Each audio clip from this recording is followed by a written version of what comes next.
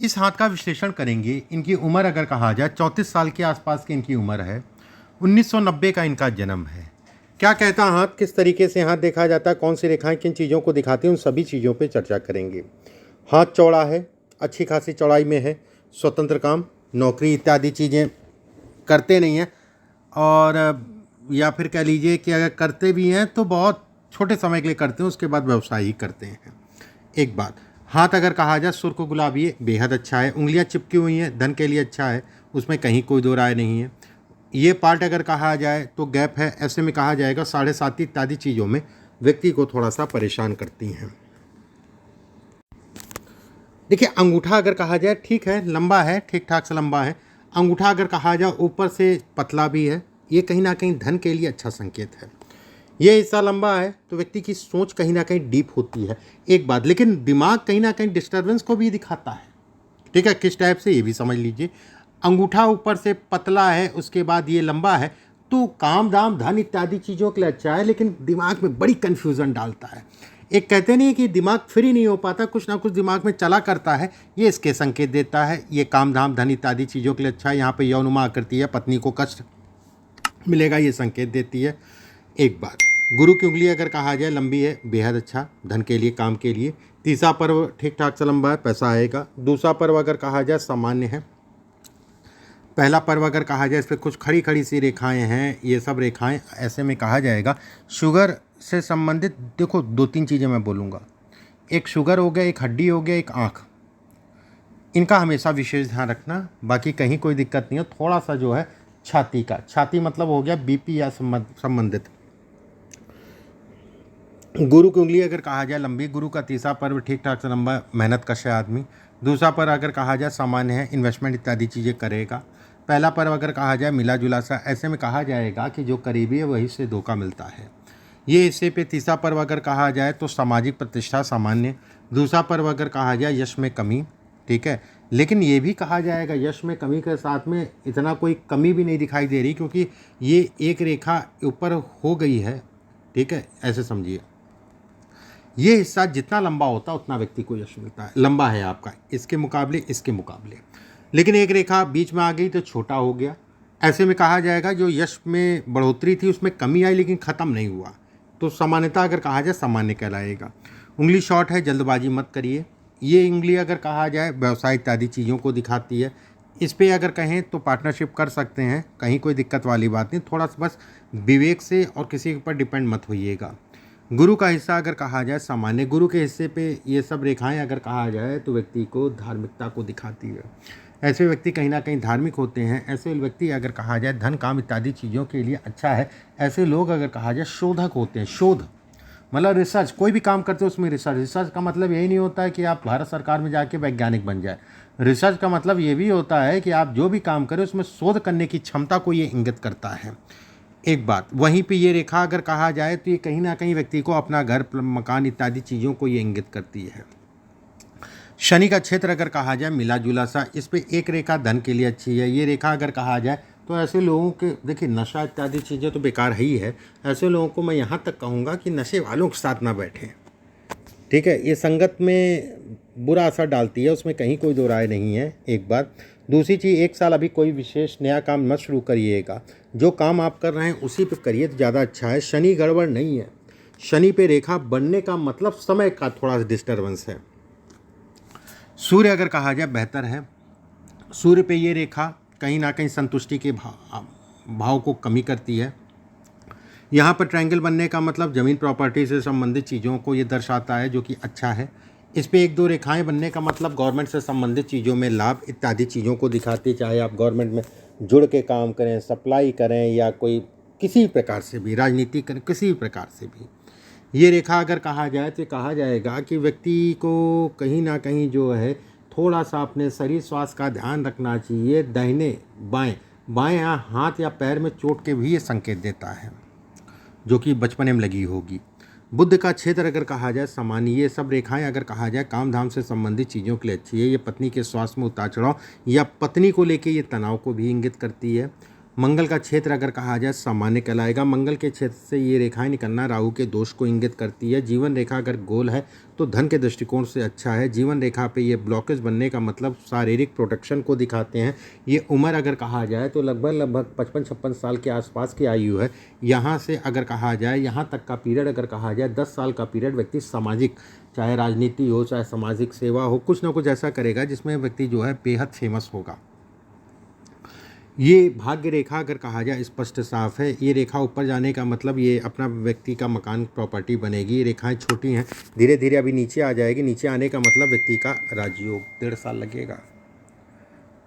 1.5 साल में कहीं ना कहीं ये पूरी तरीके से, जैसे ये साफ बन रही है लेकिन अभी टूटी है, आगे जाके टूट रही है। जैसे जैसे बढ़ेगी वैसे वैसे व्यक्ति को बढ़ाएगी। यहाँ पर ट्रायंगल होने का मतलब कुछ कॉमर्शियल प्रॉपर्टी से संबंधित चीज़ों में लाभ। ये रेखा अगर कहा जाए मानसिक रूप से व्यक्ति को प्रबलतम योग बनाती है। व्यक्ति की बुद्धि को कहीं ना कहीं मजबूत करती है। कन्फ्यूजन और बुद्धि कहीं ना कहीं भ्रमित, जो मैंने पहले बताया था उसके कारण, फिर भी कुछ कम ये जरूर करती है। भाग्य रेखा अगर कहा जाए यहाँ से आना जीवन साथी को लेके मानसिक रूप से तनाव, लेकिन जीवन साथी अच्छा है। जब उसके आपके जीवन में जब उसका आगमन हुआ है उसके बाद से व्यक्ति कहीं ना कहीं स्थिर होता है। आपसी तनाव या वैवाहिक जीवन में जीवन साथी को शारीरिक कष्ट भी देता है, मतलब शारीरिक कष्ट किसी प्रकार से। ये रेखा अगर कहा जाए धन के दृष्टिकोण से अच्छी कहलाएगी। व्यवसाय काम धाम से संबंधित चीज़ों के लिए अच्छी कहलाएगी। साल 2025-26 में व्यक्ति कुछ नए कामों की तरफ शुरुआत करेगा, एक बात।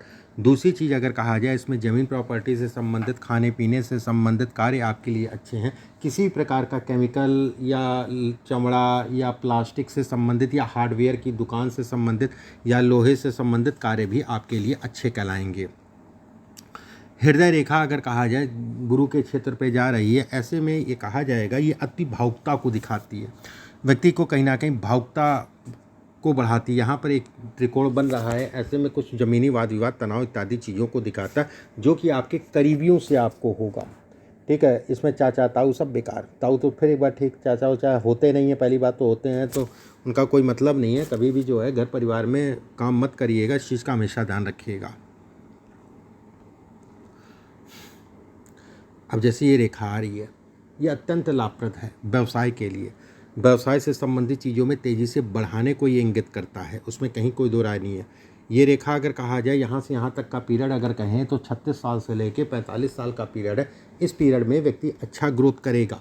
36वें साल से व्यक्ति की ग्रोथ तेज़ी से होगी, इसमें कोई डाउट नहीं है किसी प्रकार का।